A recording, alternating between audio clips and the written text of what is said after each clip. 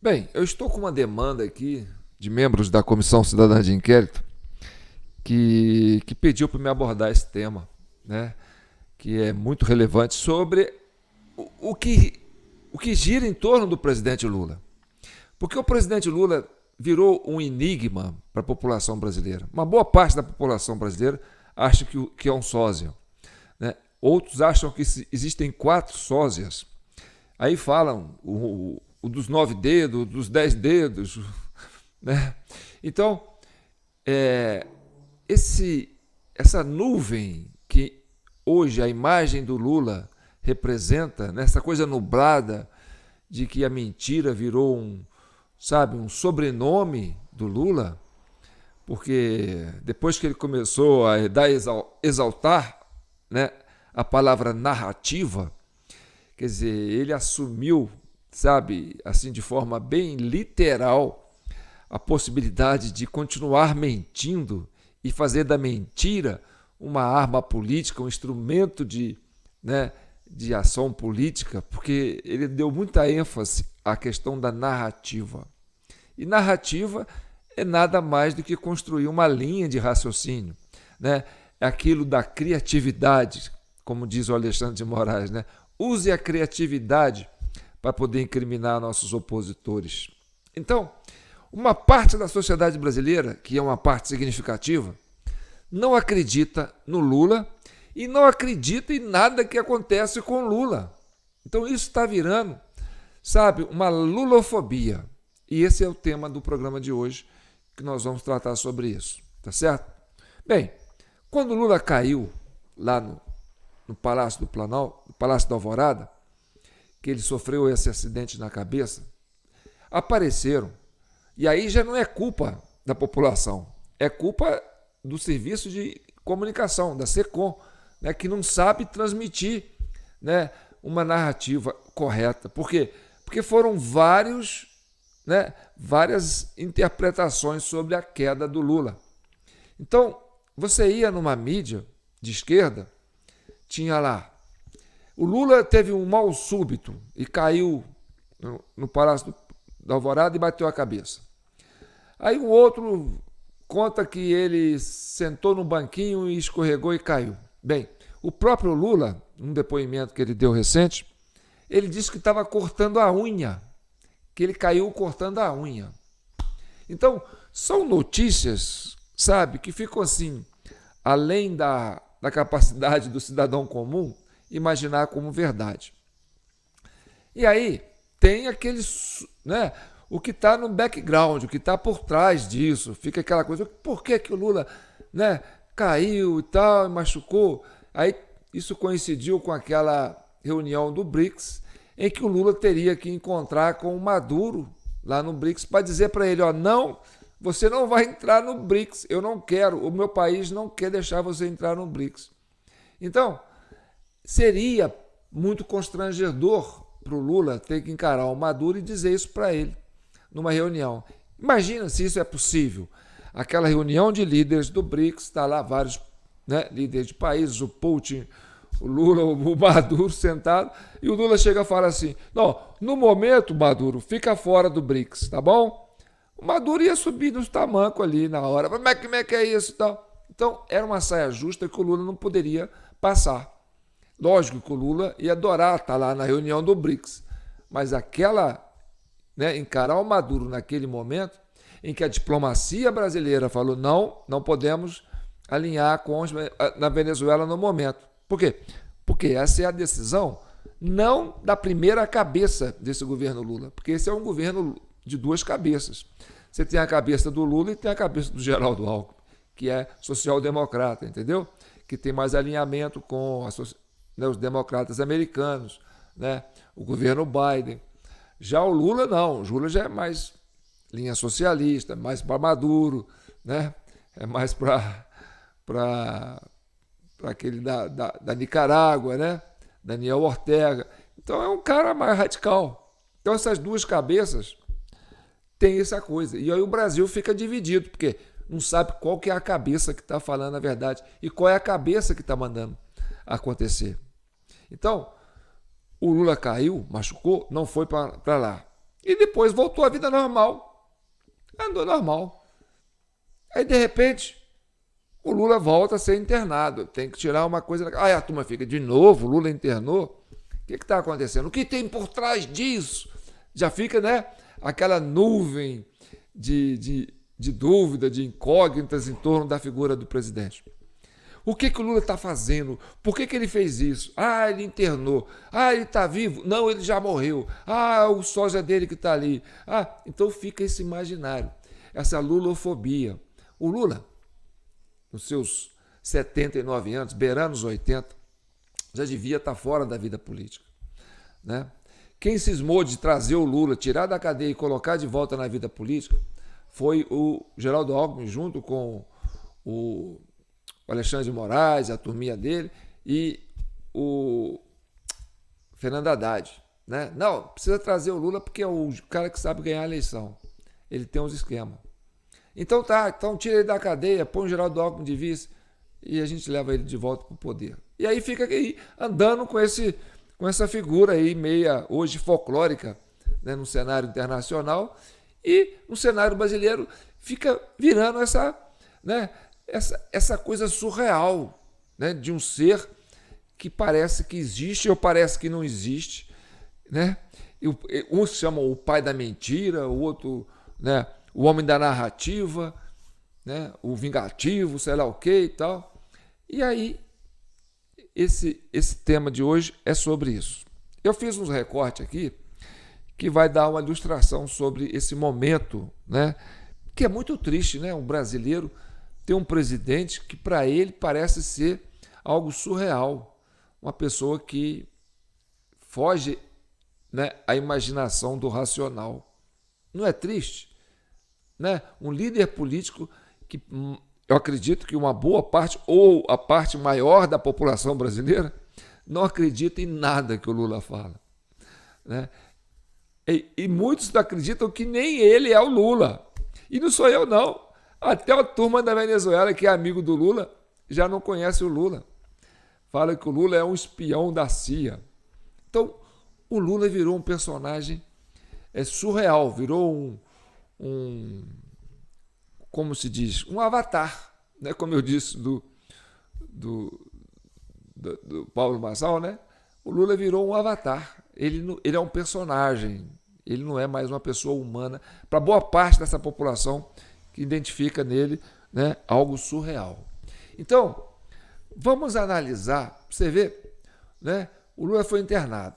E aí tem uma opinião de alguém que tem uma opinião muito convincente, porque uma coisa é você ter uma imagem da situação. Outra coisa é você ter alguém colocando argumentos sólidos, porque o governo não soube explicar, né? Ah, o homem está internado, o homem está em coma, passa o governo para o Alckmin. Não passa o governo para o Alckmin. O Alckmin, o vice, não assume. Ele está internado, mas está despachando. Então fica aquela coisa que nem mesmo, né, os apoiadores do governo do Lula, né, Lula-Alckmin, sabem definir. Eu vi muitos comentários nos veículos de comunicação, da Globo, do UOL, né, do antagonista, o Diabo 4, o pessoal falando, não, por que o Alckmin não pode assumir? O homem está internado, está fora de si, né, está anestesiado, está entubado. E aí o Brasil fica sem líder, quer dizer, sem um piloto. Por que o Alckmin não pode assumir? Então, essa coisa toda surreal, né, que o Brasil vive. Aliás, o Brasil hoje é surreal em tudo, né? Porque, como diz um goleiro do Atlético Mineiro, que tinha uma resenha esportiva, né? Isso na década de 1970, ele fazia um programa de rádio lá na Alterosa, lá em Belo Horizonte, chamava, né, o Cafunga. Quem lembra do saudoso Cafunga, goleiro do Atlético Mineiro, né? Então, ele falava assim, no Brasil, o errado é que é o certo. Ele já falava isso em na década de 70. Né? Um goleiro, hein? Olha só a cultura popular de um goleiro, nosso querido Cafunga, né? do Atlético Mineiro. Bem, mas vamos ao que interessa. Vamos ver essa cena do Lula no hospital. Primeira cena do Lula no hospital, que também é surreal. e gera especulação. É lógico que você tem que dar razão para o imaginário coletivo, né? A população fica pensando absurdos. Ué, como é que um cara sai de uma situação dessa, né, de uma cirurgia, andando igual atleta? Vamos ver isso aí?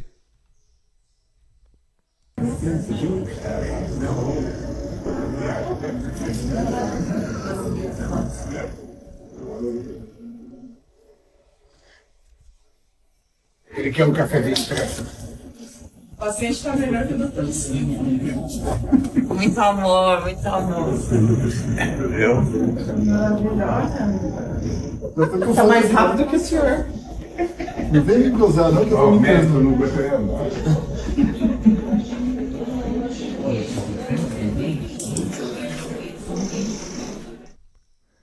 Então, depois dessa cena que você viu, a ideia do governo é transmitir que o Lula é um cara saudável. É um homem que está predisposto a concorrer nas eleições de 2026. Então tem que mostrar virilidade, tem que mostrar, entendeu? Que o homem é forte. Então isso gera uma incógnita na cabeça do brasileiro, que pira, fala, pô, mas como é que é? O cara é um ciborgue, é um robô, passa por uma cirurgia complexa dessa e sai andando como se fosse um atleta, anda mais rápido que o médico, entendeu? Então tudo isso é ruído de comunicação, entendeu? Que o Palácio não sabe administrar. E aí vai vendendo o quê? Vai vendendo uma ilusão fictícia de um mundo surreal, que vai deixando o brasileiro, sabe, assim, com essa noia de lulofobia. Vamos ver o comentário. Agora sim, você vai ter uma ideia racional do momento, né? Vamos ver o que esse cara vai falar. O Lula passeando, andando mais rápido do que o médico, após 3 procedimentos cirúrgicos envolvendo o seu cérebro. Calota craniana aberta, 3 dias com dreno, canudo dentro da cabeça com o sangue saindo para fora. Depois cateterismo da femoral, que é na coxa, até o cérebro. E mais outro procedimento. E aí, de repente, feito magia, Lula aparece caminhando no hospital mais rápido do que o médico, com a cabeça da mesma forma, sem ser raspado o cabelo. Se houve uma cirurgia aí, sinto muito, sírio-libanês, mas que falta de higiene é essa? Operar o cérebro de uma pessoa, abrir a calota craniana, sem raspar a cabeça? Que procedimento é esse no hospital renomado? E voltar de anestesia geral, voltar de intubação, voltar de 3 procedimentos, andando rápido no outro dia? Sinceramente, ou pensam que todo brasileiro é otário, é burro, ou, sinceramente, não é. O Lula, ele é o idoso que deve ser estudado pela NASA. Não existe isso. A questão é, o que será que está por trás disso tudo? O que será que está por trás desse teatro todo? O que será que está por trás de toda essa... Tudo sem sentido. Primeiro, pressão na cabeça. Como é que coloca um paciente dentro de um avião que a pressão é altíssima no crânio? Não existe isso. Para levar para um hospital que tem o mesmo hospital em Brasília e levar para São Paulo, não existe isso. Por quê? Segundo,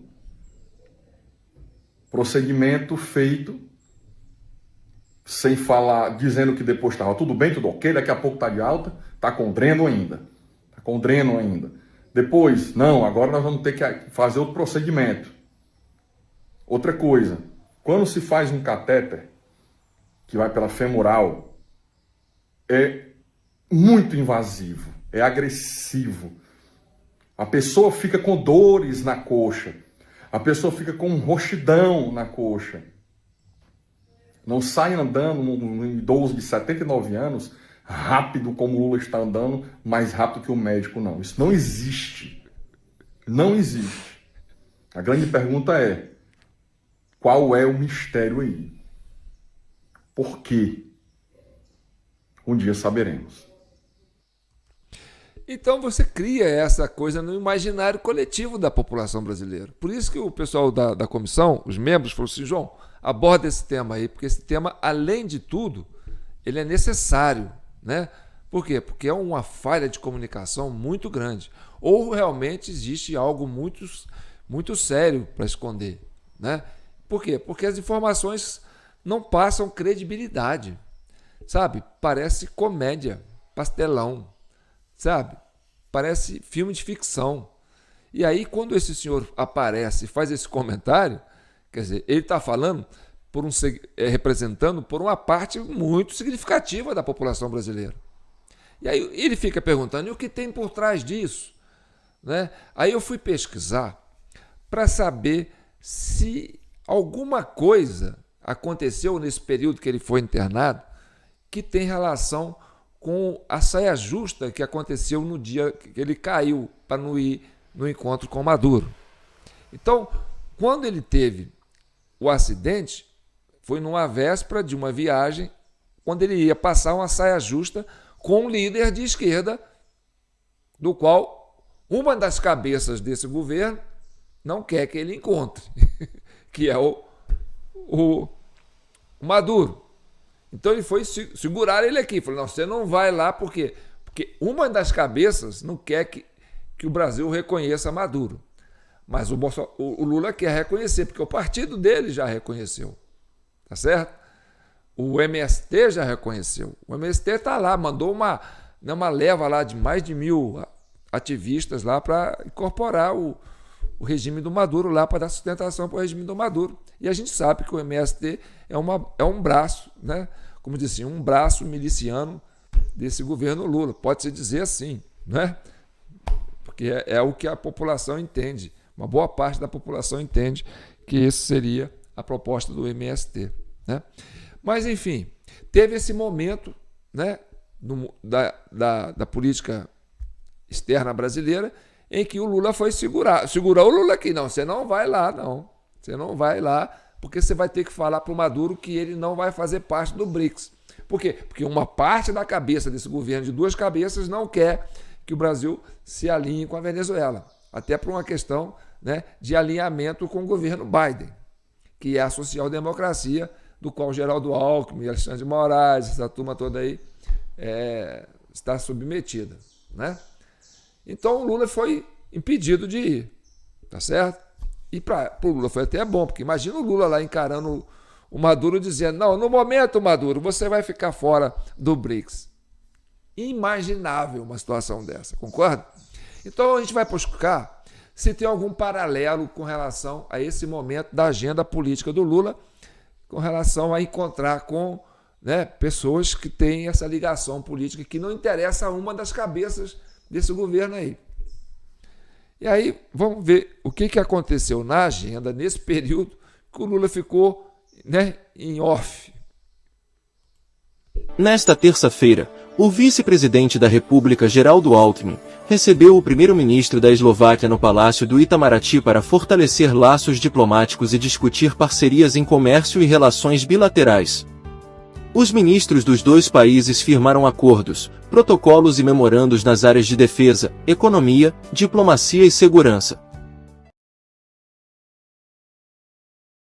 Esse aí é o primeiro-ministro lá do... A correria começou com a demissão... Peraí, vamos devagar com o andor aqui, João. Segura aqui no ministro aqui. Esse aí é o primeiro-ministro, né, da Eslováquia, chama Roberto Fico. Vamos entender essa figura do Roberto Fico para ver se tem alguma coisa relativa à questão da agenda anterior em que o Lula não viajou para não encontrar com o Maduro, que é um líder de esquerda voltado mais para a questão russa, né? Então, eu separei aqui, ó, vamos ver se vai dar para ler aqui. Roberto Fico é um político eslovaco que atualmente serve como primeiro-ministro da Eslováquia, desde outubro de 2023. Ele serviu nesta posição anteriormente 2 vezes. Primeiro, de 4 de julho de 2006 a 8 de julho de 2010 e depois de 4 de abril de 2010 a 22 de março de 2018.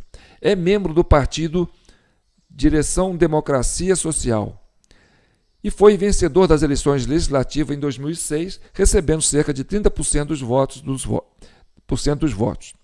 Politicamente, está alinhado à esquerda e a social-democracia se opõe à influência militar dos Estados Unidos no seu país. É caracterizado como pró-Rússia e é vocalmente contra apoio militar e financeiro à Ucrânia em sua guerra contra os russos. Desde 2023, seu governo interrompeu a ajuda militar à Ucrânia, passou a ter maior controle da mídia e aboliu o gabinete do promotor especial que lidava com corrupção. Essas ações desencadearam protestos em massa nas ruas do país. Em 15 de maio de 2024, Fico foi hospitalizada após uma tentativa de assassinato. Bem, esse Fico, esse primeiro-ministro aí, Roberto Fico, tem um histórico meio parecido com o do Maduro, né?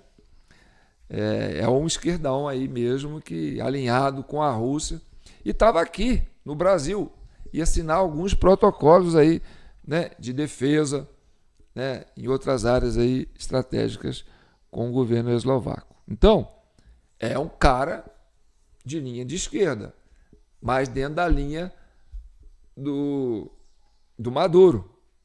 Então, seria, aí nós temos que fazer, né, viajar nessa interpretação do que tem por trás disso. Que aí o Alckmin falou, não, eu vou assumir essa agenda aqui porque nós não vamos alinhar com esse, né, não vou colocar o Lula com esse cara não, porque a gente quer a esquerda meio, essa esquerda socialista meio, né, é o passant, como diz assim, nem tanto, nem muito. E aí tira o Lula da jogada e fala assim, não, deixa que eu encontro com ele. Seria isso? Seria uma coisa simples. O fato é que a mentira virou um instrumento de política desse governo, né? E principalmente para perseguir os opositores.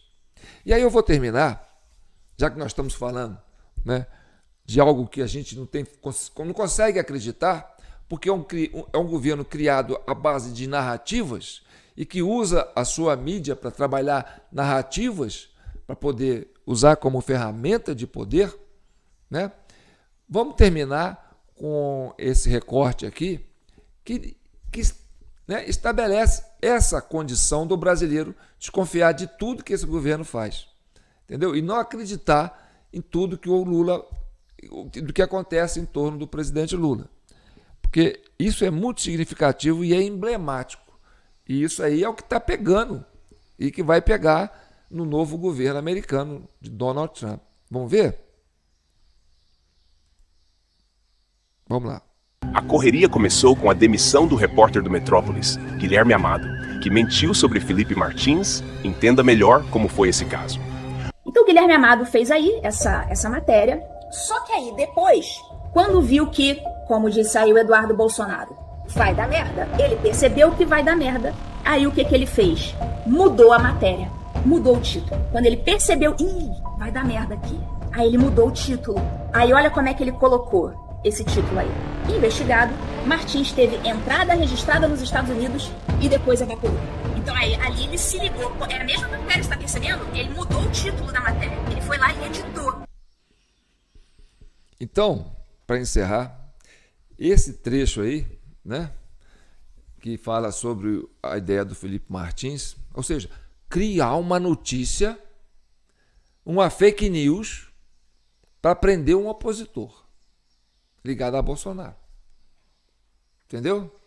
E para isso, além de criar essa mentira, teve que fazer uma fraude dentro de um sistema de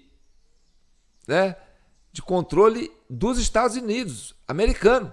Ou seja, na época, o partido do Biden, o democrata, era governo, ainda é governo, né? Fazendo essa falcatrua lá, para criar um argumento que pudesse levar à prisão do Felipe Martins.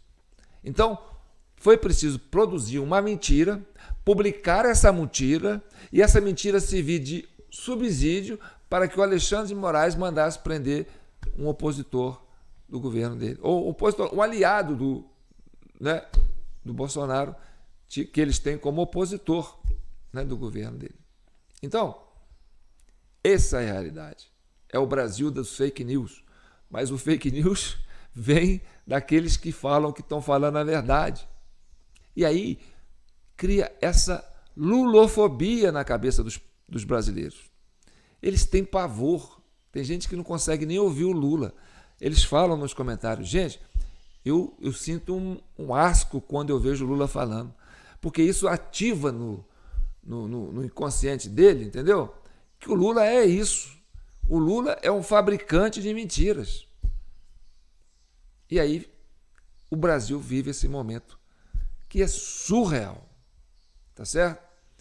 Algo que já deveria estar no passado, quer dizer, Lula já deveria ser página virada, mas não, foram tirar o homem da cadeia e hoje ele está aí, né? Parecendo um zumbi político, não é?